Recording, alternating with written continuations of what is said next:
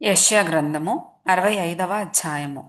నా యొద్ద విచారణ చేయని వారిని నా దర్శనమునకు రానిచ్చితిని. నన్ను వెదకని వారికి నేను దొరికితిని. నేనున్నాను, ఇదిగో నేనున్నాను అని నా పేరు పెట్టబడని జనముతో చెప్పుచున్నాను. తమ ఆలోచనలను అనుసరించి చెడు మార్గమున నడుచుకొనుచు లోబడనొల్లని ప్రజల వైపు దినమంతయు నా చేతులు చాపుచున్నాను. వారు తోటలలో బల్యర్పణమును అర్పించుచు ఇటికెల మీద ధూపము వేయుదురు. నా భయము లేక నాకు నిత్యము కోపము కలుగజేయుచున్నారు. వారు సమాధులలో కూర్చుండుచు రహస్య స్థలములలో ప్రవేశించుచు పంది మాంసము తినుచుందురు. అసహ్య పాకములు వారి పాత్రలలో ఉన్నవి. వారు మా దాపునకు రావద్దు, ఎడముగా ఉండుము, నీకంటే మేము పరిశుద్ధులమని చెప్పుదురు. వీరు నా నాసికా రంధ్రములకు పొగవలెను, దినమంతయు మండుచుండు అగ్నివలెను ఉన్నారు. యెహోవా ఈలాగు సెలవిచ్చుచున్నాడు.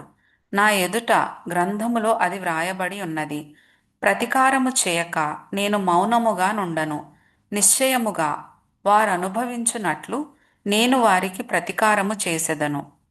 నిశ్చయముగా మీ దోషములను బట్టియు మీ పితరుల దోషములను బట్టియు అనగా పర్వతముల మీద ఈ జనులు ధూపము వేసిన దానిని బట్టియు కొండల మీద నన్ను దూషించిన దానిని బట్టియు మొట్టమొదట వారి ఒడిలోనే వారికి ప్రతీకారము కొలిచిపోయేదును.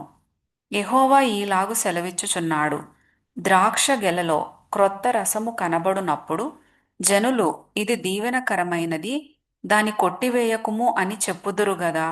నా సేవకులనందరినీ నేను నశింపజేయకుండునట్లు వారిని బట్టి నేనాలాగే చేసెదను. యాకోబు నుండి సంతానమును, యూదా నుండి నా పర్వతములను స్వాధీనపరచుకొను వారిని పుట్టించెదను. నేను ఏర్పరచుకొనిన వారు దాని స్వతంత్రించుకొందురు. నా సేవకులు అక్కడ నివసించెదరు. నన్ను గూర్చి విచారణ చేసిన నా ప్రజల నిమిత్తము షారోను గొర్రెల మేత భూమి అగును. ఆకోరు లోయ పశువులు పరుండు స్థలముగా ఉండును.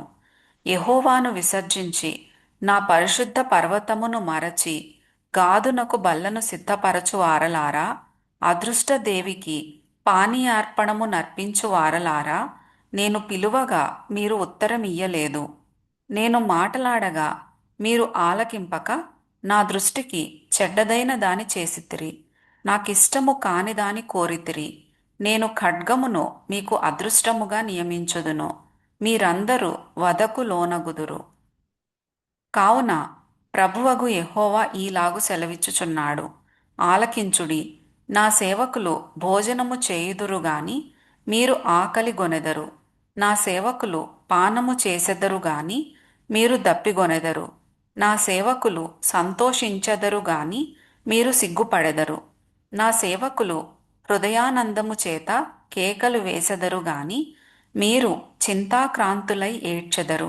మనోదుఃఖము చేత ప్రలాపించెదరు. నేనేర్పరచుకొనిన వారికి మీ పేరు శాపవచనముగా చేసిపోయెదరు. ప్రభువగు యెహోవా నిన్ను హతము చేయును.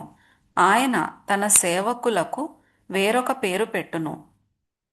దేశములో తనకు ఆశీర్వాదము కలుగవలెనని కోరువాడు నమ్మదగిన దేవుడు తన్నాశీర్వదింపవలెనని కోరుకొనును.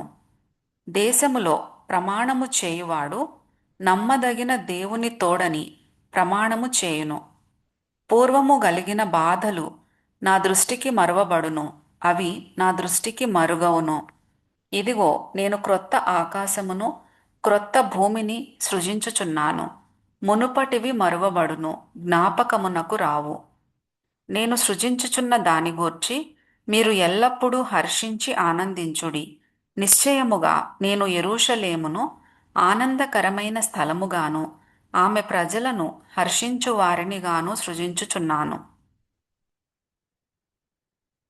నేను యెరూషలేమును గూర్చి ఆనందించెదను, నా జనులను గూర్చి హర్షించెదను. రోదన ధ్వనియు విలాప ధ్వనియు దానిలో ఇకను వినబడవు. అక్కడ ఇకను కొద్ది దినములే బ్రతుకు శిశువులుండరు. కాలము నిండని ముసలివారుండరు. బాలురు 100 సంవత్సరముల వయస్సు గలవారై చనిపోవుదురు.